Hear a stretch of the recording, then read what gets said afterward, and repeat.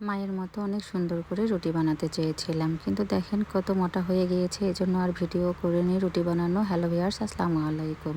কেমন আছেন আপনারা সব? তো ভিডিওটা আগের মতোই সকাল থেকেই শুরু করে দিয়েছি। সকাল থেকে ভিডিও করতেই আমার অনেক ভালো লাগে, কারণ সকাল থেকে সারাদিনে আমি কি করি সেটাই আপনাদের সঙ্গে প্রতিদিন কিন্তু আমি শেয়ার করি। সকাল থেকে ভিডিও গুছিয়ে দিতে আমার কাছে অনেক ভালো লাগে, কিন্তু মাঝে মধ্যে তার ব্যতিক্রম হয়ে যায়, কারণ ভিডিওগুলো হয়তো বা ওইভাবে গুছিয়ে দিতে পারি না, আর গুছিয়ে দিলেও হয়তো বা গুছিয়ে কথা বলতে পারি না। তো এগুলো কিন্তু আমার গতকালকের ভিডিও। সকাল থেকে বৃষ্টি হচ্ছিল, তাই আমার ছেলে মেয়ে কেউ স্কুলে যেতে পারেনি, এমনকি আমার হাজব্যান্ডও যায়নি। তো সবাই যেহেতু বাসায়, ভেবেছিলাম সকালবেলা মজার কিছু একটা রান্না করি, সবাই মিলে একসঙ্গে খাবো। আর যেহেতু বৃষ্টি হচ্ছে, কারণ প্রতিদিন সকালবেলা খুব তাড়াহুড়ো করে যে যার মতো খেয়ে কিন্তু চলে যায়, সেরকম তৃপ্তি সহকারে খেতেই পারে না, সময় থাকে না। আর সময় থাকলেও অনেক সময় টেনশনে খেতে পারে না, কারণ বাচ্চারা স্কুলে টেনশন করে আর হাজব্যান্ড করে অফিসে যাওয়ার। চালের গুঁড়োগুলো ভেঙে নিয়ে আসছি, আর এদিকে দেখেন বৃষ্টিও শুরু হয়েছে। রোদে দিতে পারতেছি না, তাই ভাবলাম যে একটু টাটকা আটার রুটি বানিয়ে ফেলি। তো রুটি বানাতে গিয়ে দেখেন কি অবস্থা। তো রুটি বানাতে গিয়ে এদিকে আবার ছোট মাছও নিয়ে আসছে মামা, ছোট মাছ কিনে নিলাম। এখন রুটি বানাবো না হচ্ছে মাছ ভাজবো।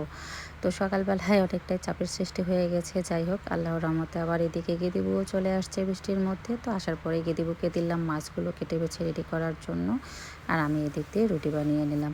তো রুটিগুলো অনেক সুন্দর করে পাতলা পাতলা করে বানাতে চেয়েছিলাম, কিন্তু ততটা ভালো না হলেও কিন্তু খারাপ হয়নি। ওরা আগে সবাই খেয়ে নিল, এরপর হচ্ছে আমি খেয়ে নিলাম।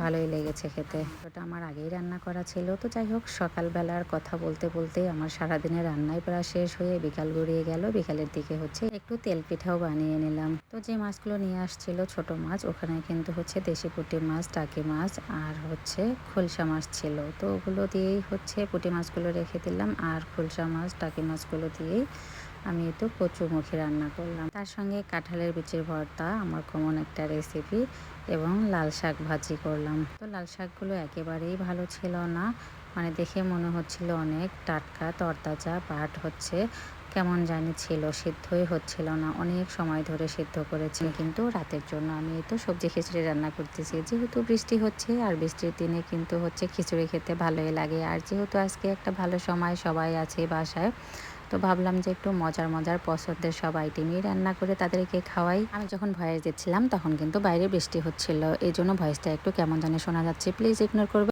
তো 4 রকমের ডাল, আতপ চাল, বিভিন্ন প্রকারের সবজি দিয়ে খিচুড়িটা কিন্তু ভালোই লেগেছিল। এখানে সবজি ছিল কাঁচকলা, আলু, বরবটি, কাঁকরোল, পটল, মিষ্টি কুমড়া, কচুরমুখী, ধুন্দল, মানে ফ্রিজে যা যা সবজি ছিল সব দিয়েই রান্না করেছি। আসলে অসম্ভব মজার হয়েছিল খেতে, আপনারাও চাইলে ট্রাই করতে পারেন। সঙ্গে ছিল আমাদের পছন্দের শুটকি ভর্তা। নতুন রান্নাঘরে কিন্তু রান্না করেছি। ভিডিওটা এখানেই শেষ করলাম। সবাই ভালো থাকবেন, কেমন লাগলো জানাবেন। আল্লাহ হাফেজ।